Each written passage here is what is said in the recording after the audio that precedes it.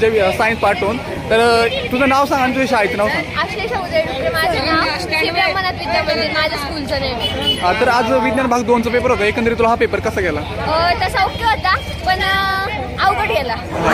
किती out of लिहिला तो पेपर? असं नाही सांगता येणार कारण बोर्डात रिझल्ट लागल्याशिवाय काय सांगता येते. तू किती मार्काचा लिहिला असं पण नाही सांगता येणार.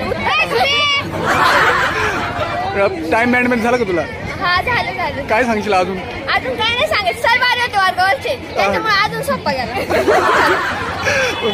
हे लावलं. अभ्यास किती झाला तुझा? अभ्यास ना हा असं थोडाफार झालेला 50% झालेला.